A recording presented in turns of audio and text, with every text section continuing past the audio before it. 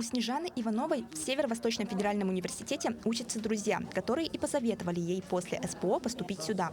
Девушка подала документы в Институт зарубежной филологии и религиоведения и в Институт психологии. Нравится тем, что я люблю языки и хочу развиваться в этой сфере. Моя будущая профессия, наверное, будет либо веб-дизайнер, либо что-то такое, создание игр. А иностранный язык — это очень хороший стимул для того, чтобы работодатели меня приняли. Институт психологии, потому что хочу развиваться в этой сфере. Я люблю психологию, я люблю детей, и я хочу с ними работать. В Институте естественных наук в этом году предусмотрено 209 бюджетных мест на бакалавриат и специалитет и 70 с лишним на магистратуру очной формы обучения, 19 на заочную.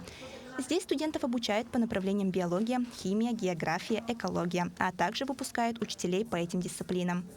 На магистратуре, помимо образовательных программ, действующих много лет, имеются и новые совместные направления с Долянским морским университетом и с Дальневосточным федеральным университетом. Если говорить конкретно про естественно-научное направление, то преимуществом, безусловно, является то, что после этого изучают как раз-таки сразу объект наших территорий, потом становятся наиболее специализированными именно по территории нашего региона, северо-востока России и, в частности, Республики Саха-Якутия.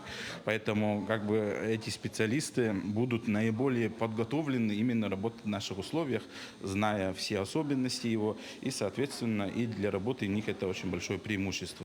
В Институте психологии выделено от 20 до 25 бюджетных мест в зависимости от направления подготовки.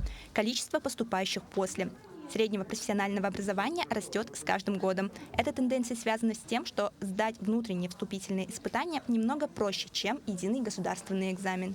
Направления такие как социальная работа, профиля психосоциальная работа с населением, также на направлении психология, психологическое консультирование.